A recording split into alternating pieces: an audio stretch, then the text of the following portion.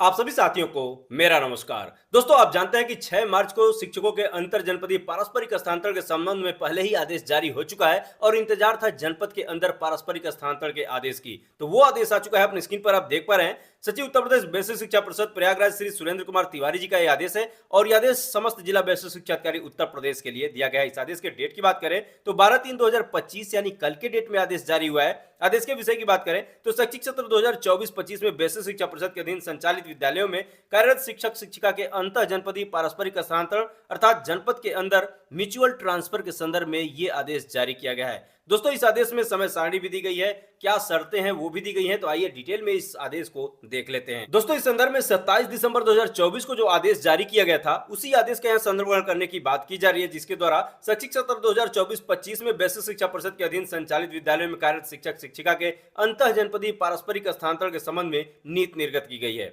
शासनादेश दिनांक 27 दिसंबर 2024 द्वारा शैक्षिक सत्र 2024-25 में परिषदीय शिक्षक शिक्षिकाओं के अंतर जनपदीय पारस्परिक स्थानांतरण के संबंध में निम्नवत नीति निर्गत की गई है। इसमें जो नीति निर्गत की गई है, इसमें पहले दिन में यह बताया गया है कि अंतर जनपदीय पारस्परिक स्थानांतरण प्रक्रिया जनपद स्तर पर निम्नवत समिति द्वारा संपादित की जाएगी। तो इस समिति में आप देख पा रहे हैं, प्राचार्य जिला शिक्षा एवं प्रशिक्षण संस्थान को अध्यक्ष बनाया गया है। वहीं जिला विद्यालय निरीक्षक सदस्य और जिला बेसिक शिक्षा अधिकारी सदस्य सचिव होंगे। वहीं वित्त एवं लेखाधिकारी बेसिक को सदस्य बनाया गया है। आगे दूसरे बिंदु में यह बताया गया है कि शिक्षकों के अंतर जनपदीय पारस्परिक स्थानांतरण एक शैक्षिक सत्र में 2 बार अर्थात ग्रीष्म अवकाश एवं शीत अवकाश के दौरान किए जा सकेंगे। शिक्षकों द्वारा शैक्षिक सत्र के दौरान निर्धारित तिथियों के मध्य ऑनलाइन आवेदन किया जा सकेगा।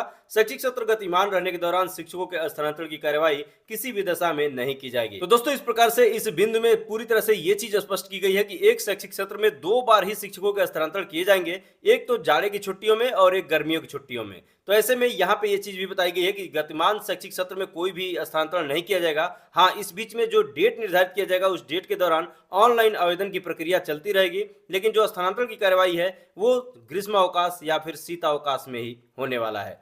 अब यहाँ तीसरे बिंदु में यह बताया गया है कि प्राथमिक विद्यालय तथा सम्मिलित विद्यालयों के कक्षा 1 से 5 तक में अध्ययनरत बच्चों हेतु तैनात अध्यापकों के लिए विषयवार वर्गीकरण अर्थात सब्जेक्ट मैपिंग नहीं किया जाता है। अतः अंतर जनपदीय पारस्परिक स्थानांतरण हेतु प्राथमिक विद्यालयों में कार्यरत शिक्षकों के मध्य भाषा, विज्ञान, गणित की बाध्यता नहीं होगी। तो दोस्तों, इस प्रकार से आप जानते हैं कि उच्च प्राथमिक स्तर पर शिक्षकों की सब्जेक्ट मैपिंग अर्थात विषय का निर्धारण किया गया है और जिस विषय का जो शिक्षक होगा वो अपने ही विषय के किसी शिक्षक साथी से म्यूचुअल ट्रांसफर करा सकता है। तो वो चीज यहाँ पे प्राथमिक में नहीं लागू होगी। प्राथमिक में सब्जेक्ट मैपिंग की बात नहीं की गई है और ना ही शिक्षकों की सब्जेक्ट मैपिंग की गई है। तो आप किसी भी सब्जेक्ट के हों अपने प्राथमिक स्तर के शिक्षक से अपना म्यूचुअल ट्रांसफर करा सकते हैं। अब आगे की शर्तें चलिए आगे देखते हैं क्या है। अब यहाँ आगे चौथे बिंदु में यह बताया गया है कि उच्च प्राथमिक विद्यालयों में कक्षा 6 से 8 तक में अध्ययनरत बच्चों हेतु विषयवार वर्गीकरण अर्थात सब्जेक्ट मैपिंग होने के कारण विषयवार शिक्षकों की तैनाती की जाती है। शिक्षा की गुणवत्ता में सुधार एवं विषयवार शिक्षक होने के कारण शिक्षक की कुशलता के कारण समान विषय हेतु समान विषय वाले शिक्षकों की उपलब्धता आवश्यक है।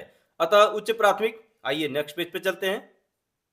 दोस्तों, इस आदेश के दूसरे पेज पे हम आ चुके हैं और यहाँ बताया गया है कि अतः उच्च प्राथमिक विद्यालय में तैनात शिक्षकों के अंतर जनपदीय पारस्परिक स्थानांतरण हेतु समान पद एवं समान विषय होने की स्थिति में ही ऑनलाइन आवेदन स्वीकार किए जाएंगे। तो हमने अभी आपको स्पष्ट किया। अब दोस्तों, आपके पारस्परिक स्थानांतरण के लिए कुछ शर्तें लगाई गई हैं। वो शर्तें आप 5वें बिंदु में देखेंगे तो स्पष्ट हो पाएंगे। पारस्परिक स्थानांतरण के लिए निम्नलिखित श्रेणियां ही अनुमान्य हैं। इसमें पहले बिंदु में यह बताया गया है कि प्रधानाध्यापक प्राथमिक विद्यालय का प्रधानाध्यापक प्राथमिक विद्यालय से, सहायक अध्यापक प्राथमिक विद्यालय का सहायक अध्यापक प्राथमिक विद्यालय से, सहायक अध्यापक उच्च प्राथमिक विद्यालय का सहायक अध्यापक उच्च प्राथमिक विद्यालय से, वहीं प्रधानाध्यापक उच्च प्राथमिक विद्यालय का प्रधानाध्यापक उच्च प्राथमिक विद्यालय से। और यहाँ लास्ट बिंदु में यह बताया गया है कि उपरोक्त मानक सम्मिलन वाले विद्यालयों पर भी इन्हीं श्रेणियों में अनुमान्य होंगे, अर्थात जो ये शर्तें हैं वो सम्मिलन विद्यालयों में भी लागू होंगी। छठे बिंदु की बात करें दोस्तों तो यहाँ बताया गया है पारस्परिक स्थानांतरण ग्रामीण सेवा संवर्ग से ग्रामीण सेवा संवर्ग के अध्यापकों तथा नगर सेवा संवर्ग से नगर सेवा संवर्ग के अध्यापकों के मध्य अनुमान्य होंगे। तो दोस्तों, आप जानते हैं कि शिक्षकों के 2 संवर्ग हैं अर्थात 2 कैडर बनाए गए हैं, एक ग्रामीण सेवा संवर्ग है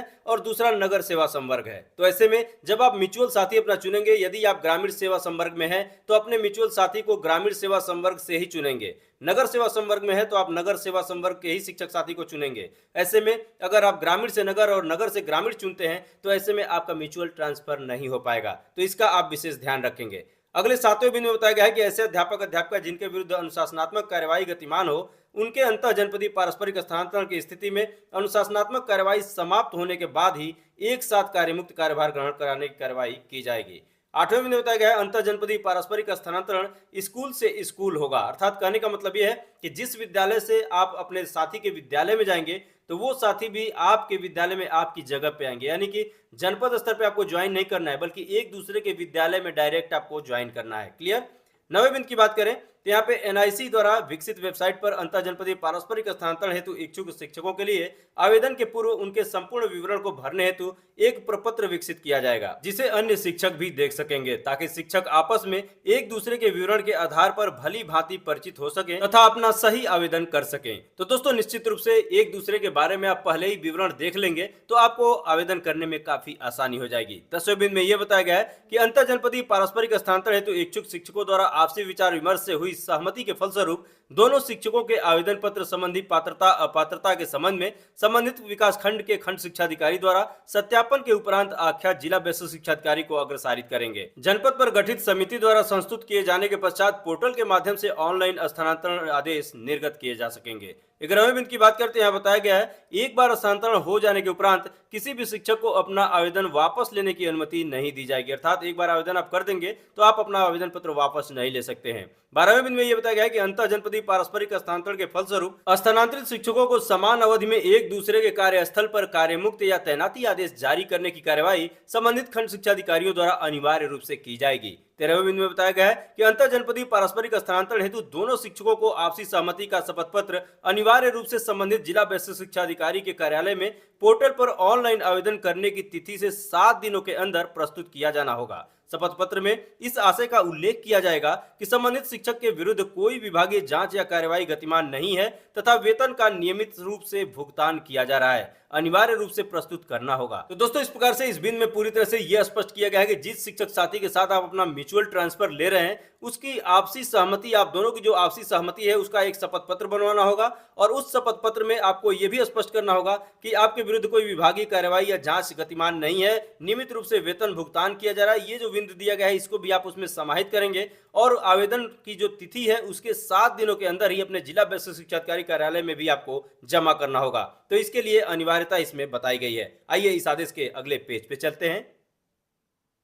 दोस्तों इस आदेश के तीसरे पेज पे हम आ चुके हैं और यहाँ 14वें बिंदु में यह बताया गया है कि आवेदन पत्र में शिक्षक द्वारा भरी गई प्रविष्टियों में की गई त्रुटि के लिए वे स्वयं उत्तरदायी होंगे तथा अंतिम रूप से सबमिट किए गए आवेदन पत्र में किसी भी प्रकार का संशोधन परिवर्तन अनुमन्य नहीं होगा। अर्थात आपको संशोधन का मौका नहीं दिया जाएगा और यदि आपने त्रुटि कर दी है तो जिम्मेदारी भी आपकी ही होगी। तो आप सावधानी पूर्वक इस आवेदन को कीजिएगा। यहाँ 15वें बिंदु में यह बताया गया है कि अंतर जनपदीय पारस्परिक स्थानांतरण के अंतर्गत ऑनलाइन प्रक्रिया के माध्यम से स्थानांतरित शिक्षकों को परस्पर उनके विद्यालयों में पदस्थापित किया जाएगा। अर्थात कहने का मतलब यह है कि जिस म्यूचुअल साथी को आपने चुना है तो उनके विद्यालय पे आप जाएंगे और आपके विद्यालय में वो आएंगे, यानी स्कूल टू स्कूल ये ट्रांसफर होने हैं।